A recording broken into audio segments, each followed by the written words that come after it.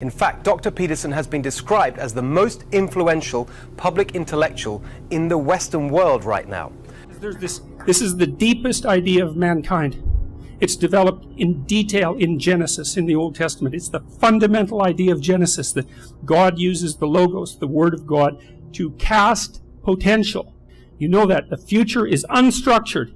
You have a potential within you that can meet that, and there's a potential that characterizes the future. You meet it with eyes open and with truthful speech. And that's what happens in Genesis, because God uses the Logos, which is truthful speech, to cast the pre-cosmogonic potential into habitable order. And then he says it's good.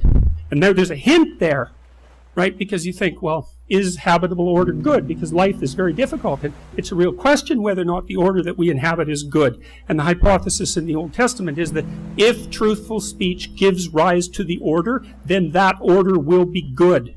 And that's really something, man. That's really something to apprehend. It's a fundamental theological presupposition that the way that you take the potential upon which the cosmos is predicated and cast it into the order that allows everyone to thrive is by using truthful speech.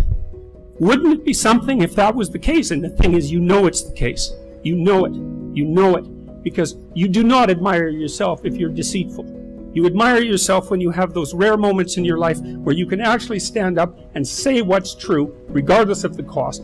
And if you give that respect to other people, if you treat them as if they're the locale of the divine speech that casts potential into habitable order, then they like you. Maybe they even love you and they get along with you, and you can work with them and you can cooperate with them and you can compete with them. So not only is it the fundamental axiom that regulates your relationship with yourself, it's the fundamental axiom that regulates your interactions with other people. And if you do not give them that honor, which is the presupposition for their natural right? Because the idea that you have a natural right is the idea that you have some sort of intrinsic value. If you don't treat people as if they have that intrinsic right, they are not happy with you, even if they don't know why. Because everyone wants to be treated as if they have free will, and as if they confront potential, and as if they're capable of making moral choices, and that they should be rewarded when they do things right, and perhaps punished when they do things wrong. Everyone wants that, and everyone knows it. And so what does that all have to do with free speech? Well, yes, everything. That's exactly right. So